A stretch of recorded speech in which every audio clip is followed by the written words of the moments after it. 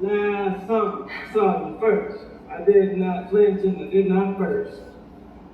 I kind of did, though. So.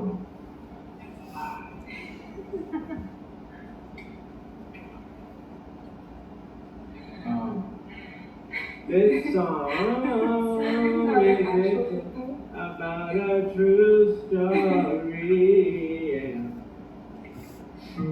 I saw Tatiana first, and she didn't notice me. Ooh. Sorry. She saw me second. She was actually, that's true. Yeah. Pretty much. I mean, here's a little help here. Can I talk to you in the kitchen real quick?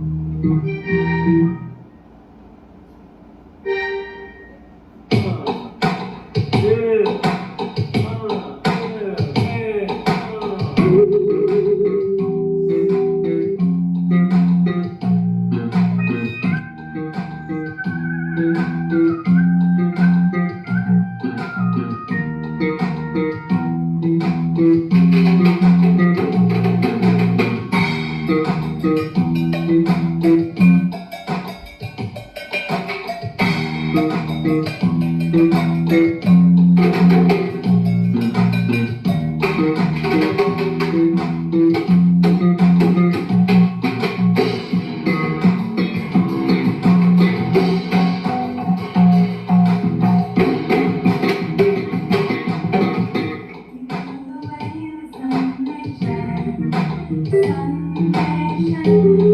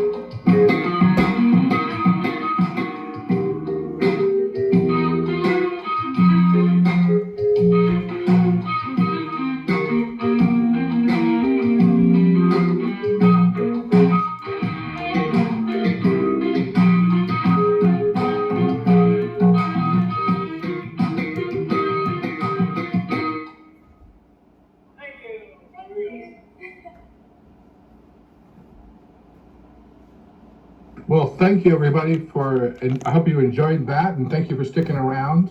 Before I invite them back on, I hope you enjoyed the stylings and the soul of the Latour family. And if you're going to stick around for the Q&A after, that'd be great. If you're heading out, please feel free to drop any tips into the Venmo provided. We really appreciate you being here. We'll see you next week if you're not going to stick around. But I would love to invite the family on to come and chat, and hopefully they're still there. And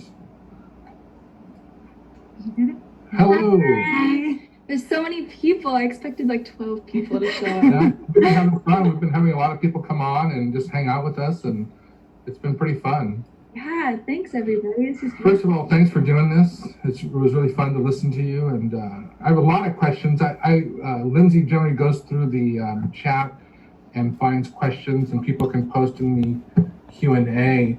But my first one really is, like, when did you start being a family band? When did you decide that this is what you were going to do? I was 16. 2016. Yeah. We took a trip. Hi, Nina.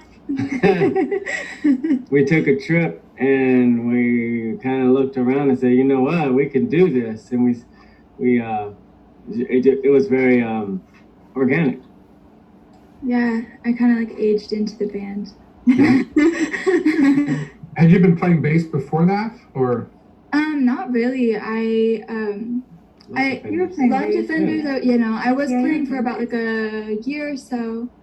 But I really got serious with Latour. That's when I kind of like decided, like, this is my instrument. This is where I feel most comfortable. Yeah, I really like playing with my family. It's easy. It really is a great feel. I wondered what you would have done if she had been no good on the bass. If you would have just They would have fired me. fired you. Yeah, she's my best student. I give music lessons, so I already knew it was a plan. Where do you teach, and how do people get a hold of you to have you become their teacher? Oh, so yeah, I teach. Well, right now I teach on Zoom and FaceTime and lessons.com and everything.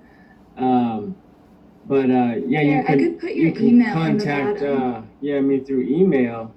And what do you focus on teaching?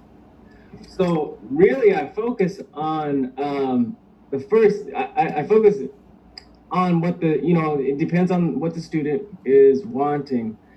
But if I have my my druthers, is I really like to focus on American art forms of music, and but yeah, there's times where I have to teach the classical stuff or something like that. But American art forms, be it rock and roll, R&B, jazz. And does it matter what instrument, or you focus on? Everything. Yeah. Wow. And how long have you been doing this, Brian? I mean, you've been a musician your whole life, and people don't become multi-instrumentalists since 2016. So. Oh no, yeah, that's Tatiana's fault. Him. We've been married for 21 years. Yeah, almost 22. And he was a bass player, and he played a little bit of keys, but not much. And then I watched him just pick up more and more instruments. Yeah, it was a while ago, like 20 years ago. I always played a little bit of drum, a little bit of this and that, but was a heavy bass player. Always just the bass. And Tatiana and I were doing music together, and I said, oh, we need a guitar player. Oh, now we need a drummer. And she said, well, why don't you do it? And I looked at it, I was like, oh, all right, I'll give it a try. And that was it. And you've been on the music scene in Sacramento the entire time, or are you originally from Sacramento? Oh no, I'm from Stockton. Oh, you're from Stockton. Yeah, unfortunately. How about you, Tatiana? Are you from Stockton as well? No, I'm from Sacramento. I started playing born in Hawaii. I started playing in a band called Daisy Spot when I was a teenager, and then Mike's band, a long time ago. Yeah, with Mike Farrell. Mike Farrell was my songwriting partner for years. And then when Brian and I got married, Brian started playing bass with Daisy Spot. We did that for a while, and then we gradually just started working towards writing together and doing more of our own music or Brian's music. So. I wonder if we met years ago. My older brother played in a band, Prayer Wheel. Dan Montoya was a bass player. Dan Montoya's your brother? I remember. Yeah, and he and Mike were really close. Yeah, for a long time. Yeah. How funny is that? So we probably crossed at Cafe Montreal or whatever it was called in one of the many. It's not Golden Bear, but it was. Yeah, I think that's more why you look familiar, is because I've seen you around. Yeah, I used to hang around there a lot, and I have two brothers who are musicians, and I think I love music more than both of them, but have no musical talent that I've tried for many years. So yeah, there's a little puppy. The puppy always takes the focus of the entire show. Manny. Manny, the mascot for 6 Feet Apart, like in the logo. He looks like a little goat or a little lamb. I know. Baby dear. There he is. Say hi to the other puppies. Hello. Is that a boy? Yeah. Uh, While we're talking about the dogs, folks want to know if you have a PayPal option if they don't have Venmo. So The PayPal is Tatiana Latour. Is it? Oh, I don't know what It's yeah, probably. if you want to put it in the chat so I don't misspell anything. oh yeah, Pizza's putting it in there. Yeah, let me double check, make sure it's the right one, but I'll put it in there. Yes. And then Jerry, we do have a question from Michelle Cordova. What's your process for writing music? Do you write as a family? We arrange as a family, but we do a lot of arranging Yeah. together. But most of these songs are Brian's creations, and then we start layering and figuring things out and arranging things. Yeah, figuring out what's most comfortable. Like sometimes Pop will show me a bass line and like won't fit exactly right for the way I play or the way I feel comfortable with playing. And so I'll change it a little bit or, make up something myself. Yeah. You really have a great feel as a bass player. You lock into a groove just beautifully. It really makes the band swing in a certain way. And I would love to see you more with a live drummer to really find that groove together. Yeah. It's just like I'm really proud of it because it's that's a hard thing to do, is to find that groove with a metronome or a drum machine. It's really hard when there's not anything giving back. Yeah. Just this. I mean, I'm sure that people who don't play instruments don't understand how different a live drummer who's good opposed to a drum machine, how different that is. It's like reading a letter that's written in really difficult cursive, opposed to reading something that's printed out on a book. A book. I can read that. Totally. But someone's weird cursive is like a drum machine. You're just like, okay. And you have to generate your own get up and go. Energy. It's a lot of energy. A great drummer kind of gives you room but keeps you on the beat, and Totally. Yeah, I can fall back more. It gives you a whole lot of love to blend with. Mm-hmm. Yeah, there's nothing to me like. Well, a great rhythm section is a band. I mean, ultimately, Yeah, that's all you need. And my brother for a year, he's a great bass player in the sense that he was a mechanic. You know what I mean? He could really play a lot of things. And I would just always say, loosen up, man. You got to loosen up and swing your hips a little bit. You know what I mean? Yeah. And he was like, his hands were monsters, but I was like, you got to find your hips, man. You got to find your hips, man. Yeah. Is there any other questions I've missed as far as, I don't go through the whole chat. Somebody asked about one of the coolest things or something like that I saw earlier. We didn't see your feet is what somebody asked during the performance. Feet playing enough instruments. Like you just look so busy back there. It made me wonder how much that bringing you forward. Have you ever played three across so that we can really see? And I really like that because I would like the people to see what's going on. I would like them to see that there's no funny business. There's no track. Mm. There's no pedals that have things on it. It's all being played, and the mistakes are real and the triumphs are real. But there's not a lot of stages will fit. Yeah, not a lot of stages will fit or the camera angle. So it's like, but when it does, it's really fun because it's fun to be able to connect with an audience when they see the juggling going on. It's actually the hardest part is fun, and I'll lose track of the song because if we start having fun, Get too into it, yeah. And you have a great sense of humor, which is really fun to listen to. That you were chastising the drummer that you had, and yeah, that guy. really fun. I enjoyed I listened to it several times this week, so working on it musically, and so I would just laugh every time you were saying different things. So I really enjoyed that. Is there? We have Go ahead. We have one more question, which I think is a fun one. Cassidy Heiss would like to know, how would you describe your sound as a band? I'm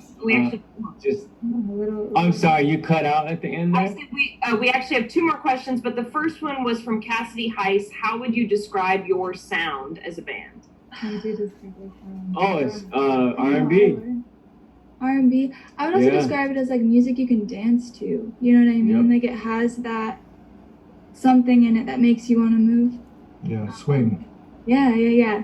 Something like that. Yeah. Purely, it's a reflection of where we are. Yeah, totally. Where we've been. And you have another daughter. Mm-hmm. Yeah. Are you gonna eventually put her into the band? Is that the goal? Yes. She was a really for a good minute. drummer. She's a great drummer really and good, singer. but it's not really her cup of tea, and we are not stage. I'm not trying to push We're her not into it, pushing. you We're know? kind of like, if she wants to do it, and she's an actor. That's her thing. She likes acting. Oh, yes. Took the classes. Yeah, she does. That's her thing. She likes to do male drag. She has her own thing. So, And I respect that so much, honestly. We love when that's she'll great. play with us because she's really good, but she Yeah. doesn't. Yeah, she was Yeah, our like- drummer, and then she's not into it. Music. Yeah.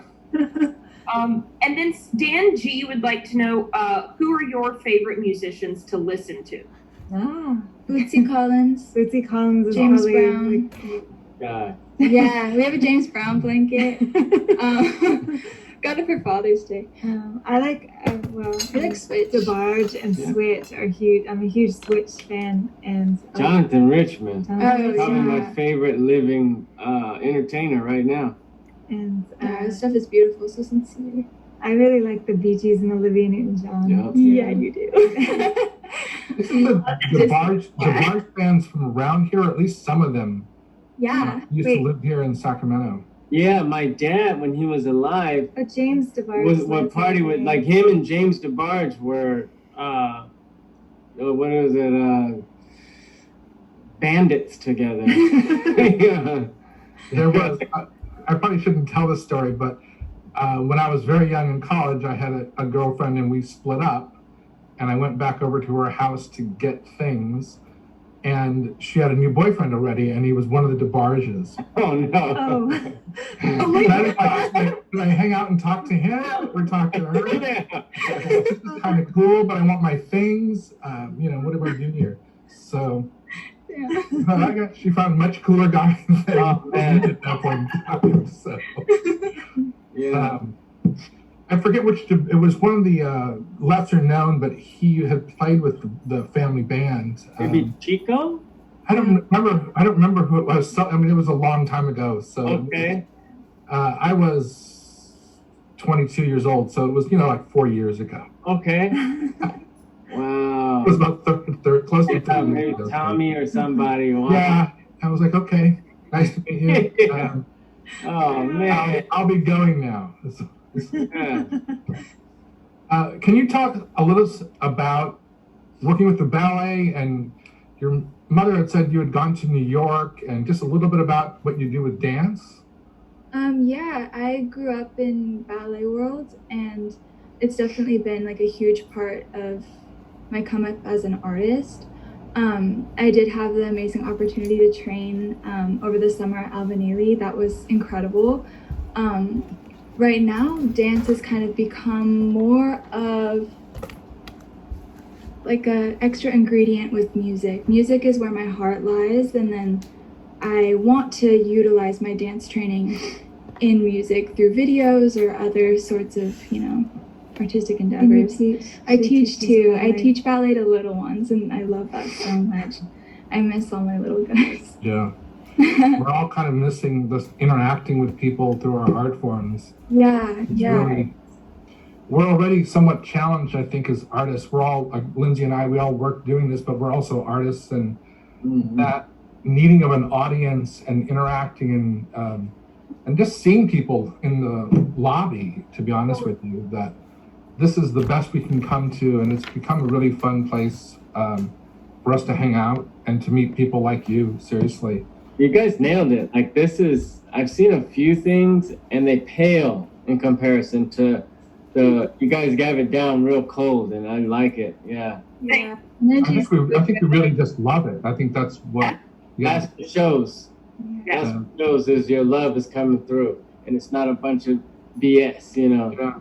And I would say the majority we have a lot of regulars in our audience that we go through. We see that, and they give us hell a little bit, but they literally, people always say I should wear a hat when I'm doing this. They feel a lot of love towards us. They can just speak to us, and people email me now, and I love this band. What about this band? Yeah. And it's theirs as well as ours, and we love that. Talent. Jerry finds amazing talent through the internet and meeting people and recommendations, and so just thank you. I stumbled on this Puerto Rican artist last night at 3 a.m, and I could not stop listening to her. And I don't know how to get a hold of her, but I was like, I'm gonna have to find her to get her here, somehow. That's a duet. Yeah, I posted on my Facebook. I was amazed at her music. And she's just, I don't even think she records. She just plays on Facebook. But who knows? I wish that's what I hope for music going forward, is that the audience, the music lovers, the artists themselves, we're all a team. Yeah. There's no follow the leader. We're all in this together, and what you guys got going, that's showing. You got your regulars that give you hell, but that's all love, though, and it's like we're all in the same boat, and this is a real good example of that, and it's it's a beautiful thing, and I hope that with this global thing happening, that's one thing that we'll learn with art, is that it takes everyone. Really, the artist himself sitting in his house and making art, who cares? But when you involve everybody, it becomes something great. I think that the quarantine taught us something, that we miss each other as people, and that just sitting around a campfire listening to somebody play guitar is much more valuable than hearing it on the radio. Oh, big time. And that's an experience, and hopefully we find community again, and that artists are part of our community. Because why we want to highlight a lot of local musicians, we have a lot of locals, because there's amazing talent that I've been a part of, witnessing since I was a kid here. Yeah. So there was a lot of great musicians that came through that had to leave, basically, and just try to find their careers. Yeah. But now people are raising families here, and we have a lot of great actors who work with us who are raising families here and just settled in Sacramento. Yeah. Which is what we need. We need to continue to kind of feather the nest of this town. Yeah, that's true. Definitely. And make it equitable is what are also another one of our goals, is to break down some barriers. So I want to thank you all for putting so much heart and soul into this. I'm sure if this thing sticks around, I'm going to hit you up again and bring you around again. And we'd love to bring a whole new set. Maybe we can drag you onto our stage, and even if no one's there, record you on the stage with some lights. And I would love that. And that way you could have your drummer, and you could be 6 feet apart and all that. We'll kind of put that together. That'd be lovely. Yeah. That'd be a great time. Yeah. Well, I'm going to go ahead. We actually have an after party that people are welcome to stick around for 15 or 20 minutes. But I'm going to sign off and mix myself an adult beverage. And nice. You're welcome to sign off for a couple minutes and join us, or just sign off for the night. I thank you again, and we'll be in touch. Thank you. Thank you, everyone. My pleasure. Lindsay, it's all yours. Thank you again. Thanks to all of you. It was a great performance. So much fun. I was playing it outside for my neighbors. We're all just dancing along, getting the community that we can right now. So I want to thank you all. Like Jerry said, you can stick around for the after party, or if you need to go have dinner or have family time, please feel free to do that. Folks, tomorrow night, as Buck said, Poison Boot interviewing Danielle Monet Truitt with her show business stories. Sunday night, Seekers of the Strange. And then Tuesday, back with another show of Reimagine featuring poetry, spoken word poetry, and music as well. So really excited for that evening. And then, of course, all the regular programming next week. Check out our website, bstreettheater.org. Jerry has a whole slate of amazing artists programmed throughout the next month and a half. And you can go ahead and book your registration, and hopefully we'll have Latour back and maybe on the Sutter stage, get a nice recording there. So thank you all so much again. Everybody stay safe, enjoy the clean air for as long as you can, and we'll see you soon. Bye-bye. Take care, everyone. Thank you.